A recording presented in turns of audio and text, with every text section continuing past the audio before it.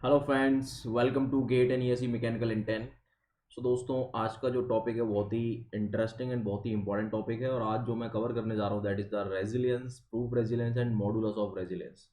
इन तीन चीज़ों को लेके बच्चे थोड़े से परेशान रहते हैं, तो आज हम resilience, proof resilience and modulus of resilience की बात करेंगे। तो आइए दोस्तों स्टार्ट करते हैं लेक्चर को। दोस्तों, this is little introduction about me. अगर आपको मेरे वीडियोस अच्छे लगते हैं, आपको मेरे द्वारा बताए गए कॉन्सेप्ट समझ में आते हैं, तो you people can follow me on academy. ये लिंक दिया हुआ है यहाँ पर, या ये लिंक आपको नीचे वीडियो के डिस्क्रिप्शन में भी मिल जाएगा।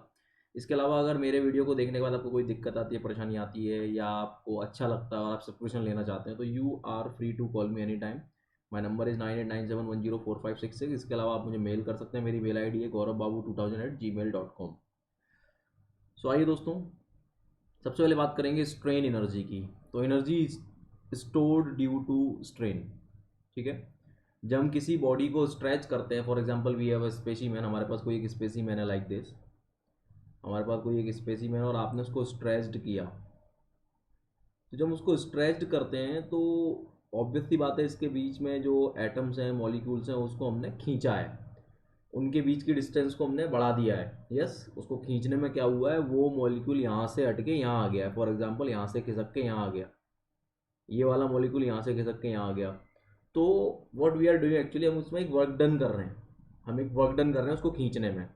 तो वही वर्क डन उस स्पेसिमेन की इंटरनल एनर्जी के रूप में स्टोर हो जाता है, और उसी इंटरनल एनर्जी को हम लोग स्ट्रेन एनर्जी बोलते हैं। चूंकि ये एनर्जी क्यों आ रही है, क्योंकि हम स्ट्रेन प्रोड्यूस कर रहे हैं। अगर स्ट्रेन प्रोड्यूस नहीं करेंगे, नॉर्मली इसको ऐसे ही छोड़ दो। एक एल लेंथ का कोई हमारे पास प्रिज्मेटिक बार है, उसको आप ऐसे ही छोड़ दीजिए, कोई स्ट्रेन एनर्जी नहीं है। But when you are stretching it, तो आप उस स्ट्रेचिंग करने में एक वर्क कर रहे हैं, और वो जो वर्क है वही बेटा स्टोर्ड हो जाएगा इस बॉडी की एनर्जी के रूप में। That energy is called the strain energy. It is denoted by U. U equal to half into stress into strain into V. जो फॉर्मूला है वो है half into stress into strain into V. मगर what does it mean, अगर आप stress strain diagram check करें, for example like this, तो इसके अंदर का एरिया हमारे लिए एक तरह से वर्क डन है, स्ट्रेस स्ट्रेन डायग्राम। तो इस एरिया को आप कैलकुलेट कर लीजिए। तो एक ट्राइंगल बन गया, ट्राइंगल का एरिया क्या होगा, half into stress into strain. अब अगर आप इसकी यूनिट चेक करेंगे तो बेटा ये यूनिट निकल के आएगी joule per metre cube. Joule per metre cube. इसीलिए इसको जूल में कन्वर्ट करने के लिए हमने वॉल्यूम से भी मल्टीप्लाई कर दिया। तो जैसे आप वॉल्यूम से मल्टीप्लाई करेंगे, यानी मीटर क्यूब से मल्टीप्लाई कर दिया, तो मीटर क्यूब से मीटर क्यूब कैंसिल आउट हो जाएगा, और ये हमारी स्ट्रेन एनर्जी निकल के आ जाएगी। ठीक है, तो यही फॉर्मूला मैंने यहाँ पे लिखा हुआ है, that is half into stress into strain into V. ठीक, बाकी बेटा ये सब कुछ डिटेल में मैंने मैकेनिकल का जो हमारा दूसरा चैनल है let's crack GATE and ESE, वहाँ पे पढ़ा रखा है। नाउ आगे बढ़ते हैं दोस्तों। इसके अलावा यहाँ पे क्या क्या है देख लो एक बार। U strain energy, strain, volume of the body and stress. Now what is the resilience. तो resilience is basically the energy stored by material within elastic limit. Within elastic limit जो भी energy stored होगी material के अंदर, वो क्या कहलाएगी, हमारी रेजिलियंस कहलाएगी। ठीक है, विद इन इलास्टिक लिमिट, मैं बार बार एम्फेसाइज कर रहा हूं, विद इन इलास्टिक लिमिट जो एनर्जी स्टोर्ड हो रही है वो क्या है, रेजिलियंस है। वो रेजिलियंस है। ना what is the proof resilience, वो देख लेते हैं एक बार।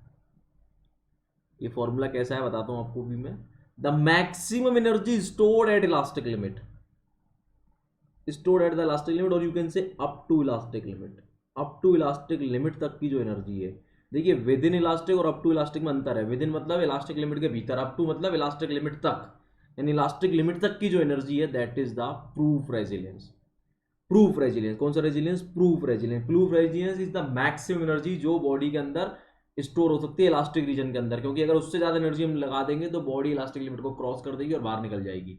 नाउ अब दोस्तों यहाँ पे देखिए जरा, यहाँ पे स्ट्रेस वी, और ये जो फॉर्मूला है बेटा ये कहीं से नहीं आया, घबराने की आवश्यकता नहीं है। अभी जो थोड़ी देर पहले हमने फॉर्मूला लिखा था, half into stress into strain into V. Strain बेटा फ्रॉम द ऑक्सलॉम क्या लिख सकते हैं, हाफ की जगह पे है, स्ट्रेस की जगह पे स्ट्रेस। स्ट्रेन को क्या लिख सकते हैं हम, stress by E into V. तो क्या फॉर्मूला बन गया, sigma square upon 2E into V. तो यही लिखा हुआ है बेटा, घबराने की आवश्यकता नहीं है। Sigma square upon 2E into V, ये हमारा रेजिलेंस हो गया। अब जरा इसको मैं और एम्फेसाइज करता हूँ, कैसे करता हूँ देखो जरा, सी केयरफुली।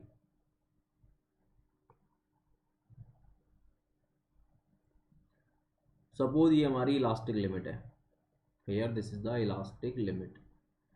अगर आप विद इन इलास्टिक लिमिट को एनर्जी लगा रहे हैं, फॉर एग्जाम्पल समवेयर हियर आपने यहाँ तक स्ट्रेस दी, इसमें स्ट्रेंथ नहीं डेवलप हो गई, तो ये जो एनर्जी है ये एक तरह से रेजिलियंस है। किसको रिप्रेजेंट कर रही है? रेजिलियंस को। ठीक है, ये रेजिलियंस है।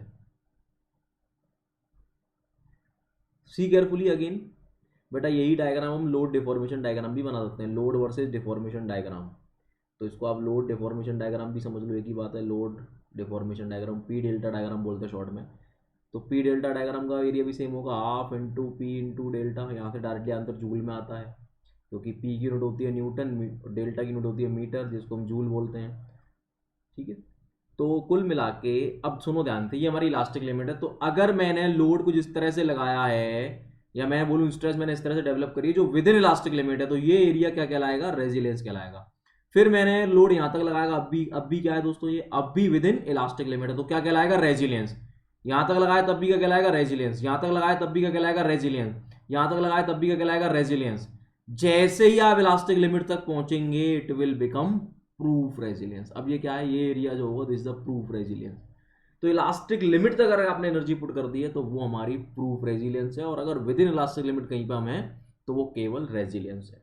तो proof resilience is nothing, it is the maximum. आप खुद चेक कर लो, ये व्हाइट वाला ये जो एरिया इनिशियली मैंने बनाया था बहुत छोटा है, लेकिन ये एरिया सबसे ज्यादा है, यानी कि proof resilience is nothing. Proof resilience maximum energy होता है। क्या होता है? मैक्सिमम एनर्जी जो इलास्टिक लिमिट के अंदर स्टोर हो सकती है। Now what is the modulus of resilience? It is defined as the proof resilience per unit volume.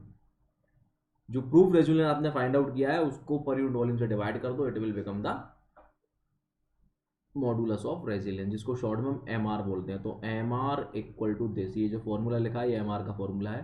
यहाँ पे एक हल्का सा चेंज कर सकते हैं हम लोग, यहाँ पे सिग्मा के सफिक्स में ई लगा सकते हैं, ताकि ये रिप्रेजेंट करे कि stress eight elastic limit, elastic limit तक की स्ट्रेस। यानी कि अगर ये इलास्टिक लिमिट तक है तो देखिए चेक करो बेटा, ये पूरा एरिया, ठीक है, per unit volume will be treated as modulus of resilience.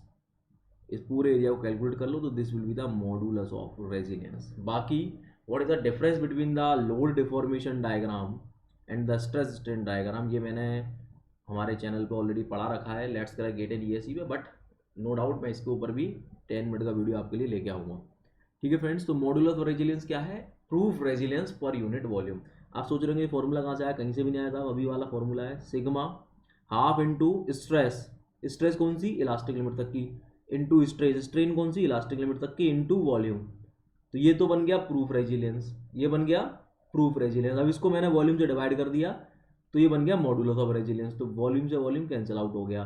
तो देखो बेटा, सिग्मा हाफ की जगह पे हाफ, सिग्मा ई की जगह पे सिग्मा ई, और स्ट्रेन को क्या ले सकता हूँ मैं? स्ट्रेस बाई ई। तो क्या आ गया दोस्तों? Sigma E square upon 2E।